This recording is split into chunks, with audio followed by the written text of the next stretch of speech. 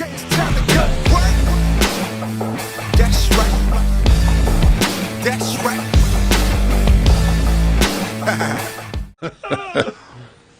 right. Do you still follow WWE now? Are you still? Yeah, because I think once things kind of start to lighten up, hopefully. Can you enjoy it as a fan, or is it like, are you too close to it? I try. It's tough right now for me because the product has changed so much, and it's kind of soft. Are you gonna get in trouble for saying that? Probably. I probably piss a lot of people off, but they need to hear it. I Right. mean, it is what it is.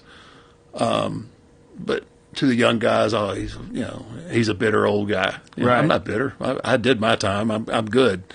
I walked away when I wanted to walk away. I just think the product is a little soft. There's guys here and there that have an edge to them. But there's too much pretty, not enough substance, I think, right now. 100. So that was a pretty sick burn. That was a rough one, dog. If there's two people that I listen to almost unequivocally when it comes to criticizing WWE, it is Undertaker and Stone Cold Steve Austin, because they want the place to be better, and they want to see full buildings, and they want to see everybody being a fan again, everybody being interested. And they have, obviously people have noticed that it's waned. But for him to just come out and to say it's soft, and a lot of people agree, and it's a fact. It would be ridiculous for him to see it and be like, oh no, it's fine, it's great, it's better than ever. It's like, no, there's some elements there that could be improved on. And I think over the course of the many videos that I've done, I've hit once or twice on what it is, and what people seem to think, and what I've seen as far as the responses to this clip that I played was that people think you got to bring back the Attitude Era. It's like, God, please, you don't. Wish you people get the fuck out of the 90s. You can't redo the Attitude Era. What you can do, however, is take the shackles off. And you don't need super coarse language. You don't need excessive cursing or anything like that. You need to have conflict, and you need to let people be assertive. Part of what's going on that's wrong is the heroes are not really all that heroic, and the villains, while they are somewhat villainous, they aren't as villainous as they could be. And part of it is what I have detailed over another set of videos, as far as changing demographics and corporate sponsorships. If somebody goes on TV, like, you can find some FCC reports on WWE. They were unearthed some years ago about people sending in complaints because New Day were twerking or throwing pancakes, or various, John Cena was cursing on TV, and there's always going to be those people complaining, and those people have won.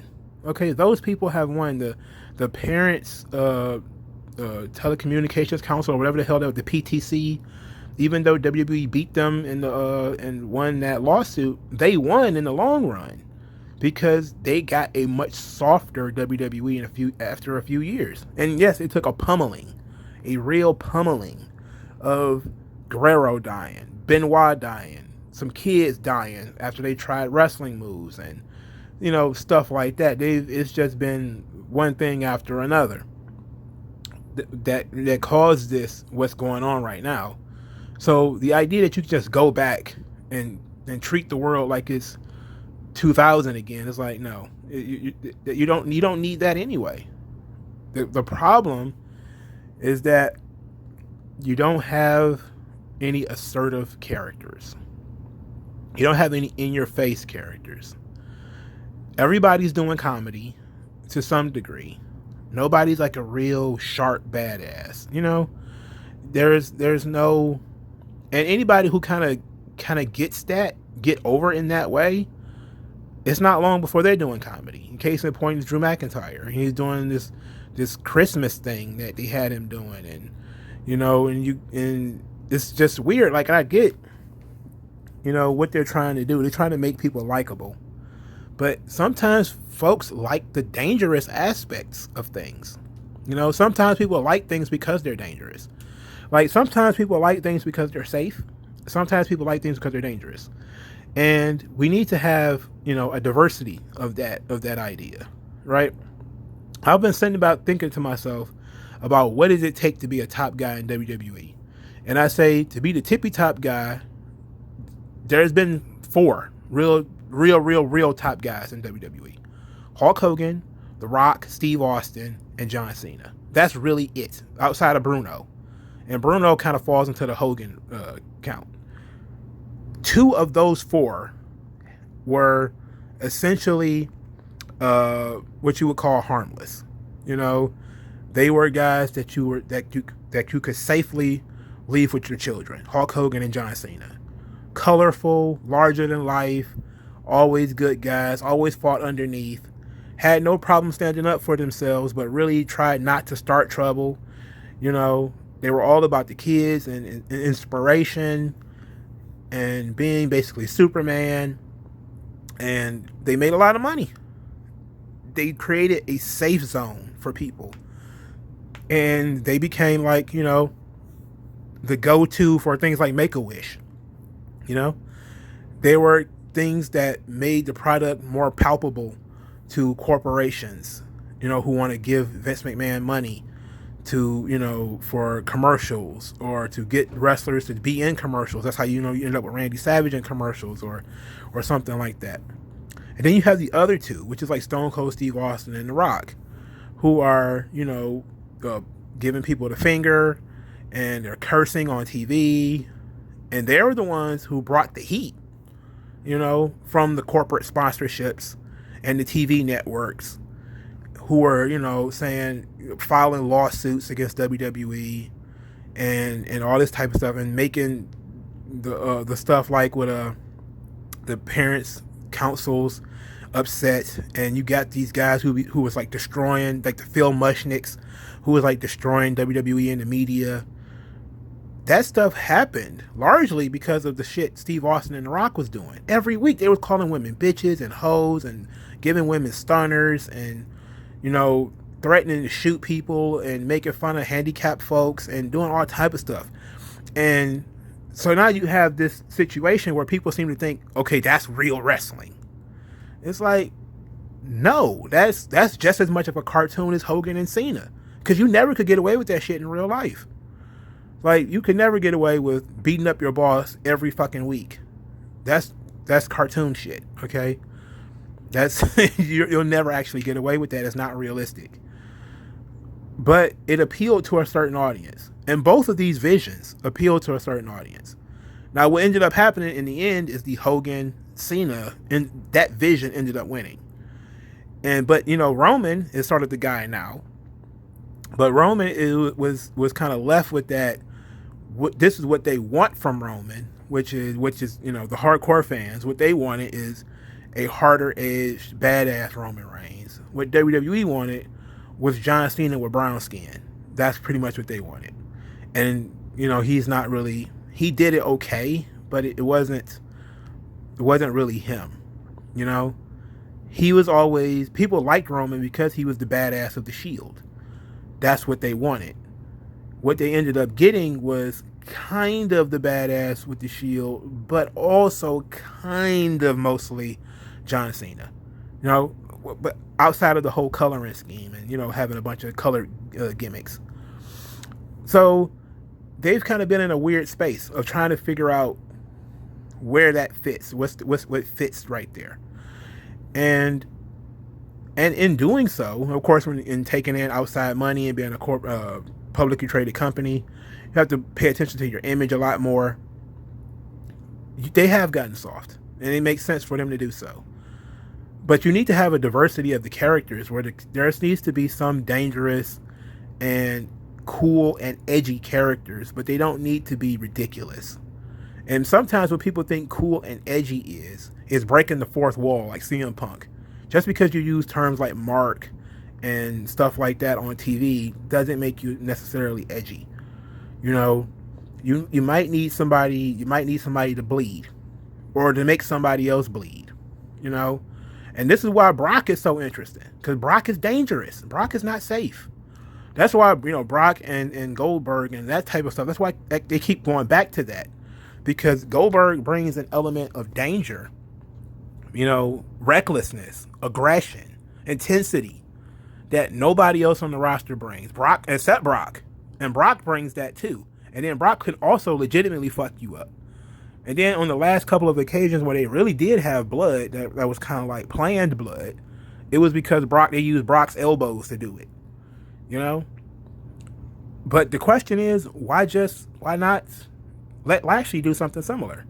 You know, the Hurt Business is perfect for increasing the aggression on Raw specifically. You know, it's literally in their title. Like, they're the Hurt Business. They should go in there and just be brutalizing people. I don't see why not.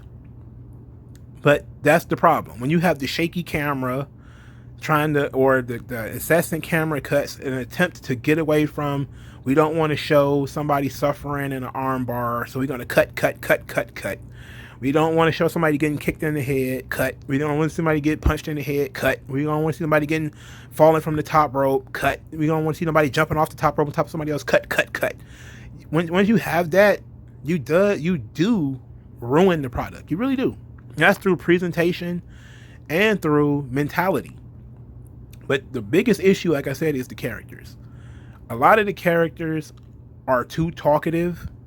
They're not edgy enough. They're not assertive enough. They're not intense enough. They don't have the element of danger or seriousness that people do want in these shows. You don't need to be Stone Cold Steve Austin to do that, because Jake the Snake Roberts did it and was fine. Right? He didn't need the Attitude Era to make Jake the Snake Roberts seem like a dangerous guy who, if you get in the ring with him, he will hurt you. You know? And that's babyface or heel. You know? Randy Savage was another one. They didn't need to be TV-14 for Randy Savage to cold cock the Ultimate Warrior in the head with a scepter. And, you know, you didn't need to be TV-14 for that. For Randy Savage to confront the Ultimate Warrior and demand a title match, and if he don't get it, this is what he's going to do. You know? You don't need to go back that far to do it. You can do things in the moment and that are of the time and are still aggressive and still confrontational and intense. And yes, part of it, I believe, is that people don't have the size that Brock and Goldberg have, but you do have big dudes now. Come on. I mean, there's no shortage of big guys. I mean, just two big guys who were turned into teddy bears over the last couple of months were the Viking Raiders. You know, not only did you drop the ball with the stupid ass name, but you got these two big bruisers, and now you got them playing basketball with the Street Profits. You know, like they turn everybody into a teddy bear. You know, Braun Strowman, he's being a big elf instead of just being the monster among men and throwing people around and giving people the hands or whatever the hell he was talking about. That's really when he got over. Is when people was like, oh shit, Roman, who we thought was Superman, you know, he can't get rid of Braun. Braun is something else. You know, people were like, I like him. You know, he ain't got to do a moonsault. He don't got to drive a beer truck. He just have to show some intensity and show that, you know, some toughness and some backbone, and people will gravitate towards it. People are attracted to testosterone and dominance.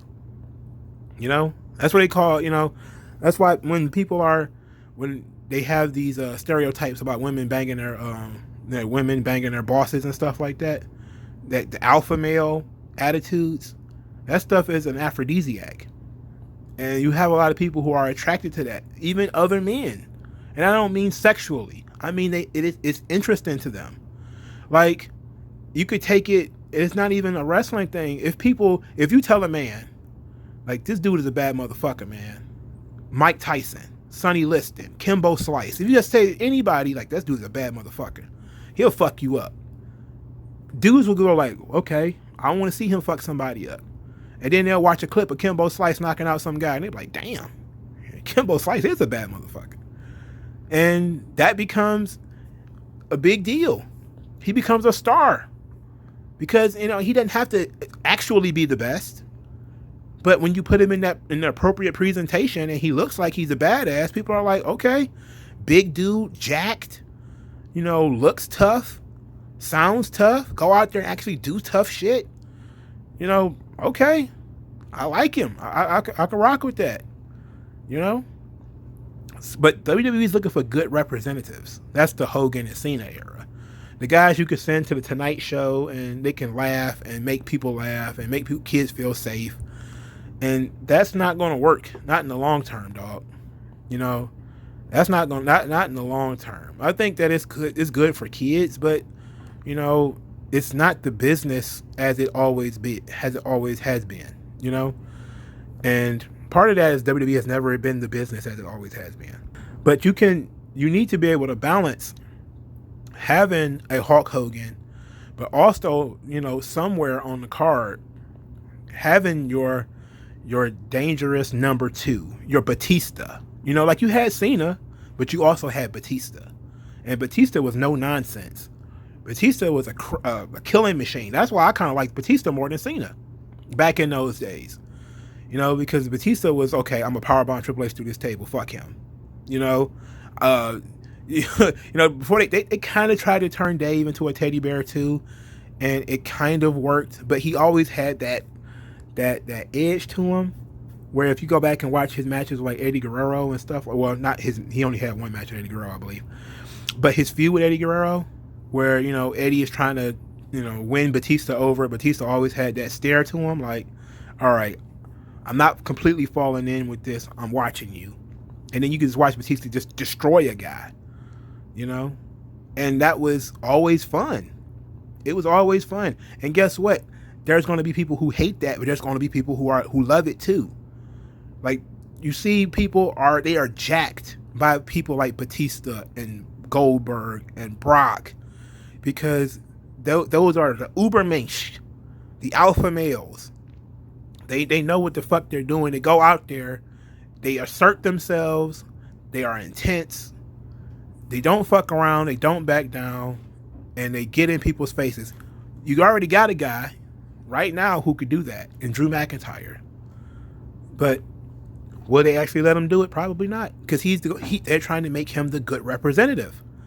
You know, they want Drew McIntyre to be able to go on ESPN and spout off all the statistics and all that type of stuff, instead of being like, fuck off, I don't want to do ESPN, I want to kick somebody's ass. You know, you can have both. You have two brands. You can have both. Let Roman do that shit. You know, even I think, you know, Roman's a heel now, but you need to find somebody else to do it. You know, like you need to like put Finn Balor in that spot or something. But that's what I took this whole thing is. It's gotten soft. It's gotten very colorful. You know, but wrestling is supposed to be colorful. I mean, it's always has been. You know, even going back to Gorgeous George and, you know, the bleach blonde hair and the robes and everything. This is just an evolution of that. When you look at Billy Graham and you see all that type of stuff, that stuff works. But what people are missing is it's not just it's the blood and guts, but not exactly the blood and guts, but what the blood and guts represents. You know, toughness, intensity, violence. That stuff is missing. You know, it is missing. You don't need Stone Cold Steve Austin. You don't need thumbtacks and fire and ECW type stuff. But you do need intensity. You need some heroes with some integrity, with a backbone, who don't. I mean, and it all started years ago, right? Like a lot of people would mention like a couple of years ago that Stephanie McMahon would like slap these male wrestlers and they wouldn't do anything. So that was kind of like the beginning of the end. When you started having situations where women were hitting men and, you know, or guys would just take an ass chewing from another guy because, you know, it's in the script that he won't say anything back. Like, that stuff needs to end. You know, these 20-minute monologues from the villain need to stop, especially with the hero just standing there listening. That stuff needs to stop. You know, that's really what making the show feel like it's just a show. It doesn't feel like two guys are in a real conflict if you're going to sit back and listen to this guy monologue on you for 20 minutes. You know, you would go out there and punch him in his fucking face. You know? But that's what we need, man. We need, and I've been talking about this for a long, long time. We need more Psycho Sids. We need more Vaders. We need more Bruisers. We need more Bam Bams. You know, we need more of those guys. Those dudes that just look like they chew leather. And they don't have to be, you know, the most egregiously over the top, you know, toxically masculine, quote unquote, bullshit artists. They can just let dudes be themselves. And that's really the one thing that AEW is doing right, because they at least have one. And that's Jon Moxley. They at least have one. And then when they had another one in Eddie Kingston, that ended up going perfectly. Because you had the dangerous Jon Moxley, the tough guy. He talked tough. He walked tough. He does these stupid ass death matches. He didn't need to curse a lot, even though he did curse a little. But you know, it was all about intensity. And he also had a backbone. He also had integrity. You know, he embodies a lot of the things that people really are looking for. And there's an element of danger there. You know, Moxley isn't the guy you're going to send to do ESPN. You know, but he is the guy people are tuning in to see in relation to, in a situation where somebody's going to get their ass kicked, people are betting on Jon Moxley. And then you put him across the ring from somebody like Eddie Kingston, who, again, is not the guy you're going to send to Fox to do the media. Okay? He's not that guy. But he's got the street mentality. He's believable. When Eddie Kingston says he's going to kick somebody's ass or he's going to do something, you believe it. You know, there's a core there. That WWE, those are just two guys. And they're really the only two guys in AEW, and really the only two guys in mainstream wrestling, period, that look and feel like traditional pro wrestling, what other people grew up watching, what they really liked. They look like two guys who could have lasted in the Attitude Era or in ECW or even in the 80s. And maybe they wouldn't have been top card guys. You know, even though they're top of the card guys now, it's a different world. But they fit in those realms. Like, you could see Eddie Kingston in the ring in a dusty territory cutting similar promos than the ones he's cutting now. You could see Jon Moxley doing something similar. You know, that's what wrestling was built on. That's what people are attracted to. That's what people are looking for. That's what WWE is missing. You know, and it's unfortunate that AEW only has those two, and they don't really use them properly. You know, even though they use Moxley pretty well, because I think Moxley pretty much has a carte blanche to do whatever he wants. But Moxley is a perfect example of something that they need in WWE, and they turned him into a cartoon character where he was doing wacky lines.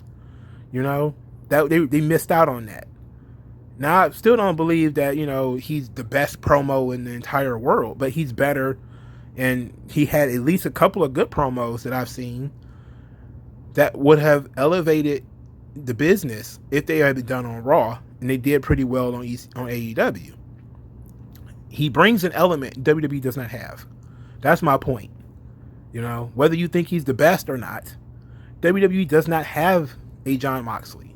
You know, and it's unfortunate because they have a roster full of guys, most of whom you're probably thinking off the top of your head probably don't have that quality. But you do have some guys on that roster. Sheamus is one. McIntyre is one, you know, that can portray that tough guy image and be legitimate, you know, and get other people to believe it. But they turn them into teddy bears and goose. It is the land of teddy bears and goose. And that's just me being honest. But let me know what you guys think in the comment section below. Spread the good word of 3 Count Commentaries by using the hashtag 3 Count Commentaries to attract other people to my channel. Like this video, share this video, and tell me what you guys think in the comment section below. And I'll talk to you guys later. Yeah. As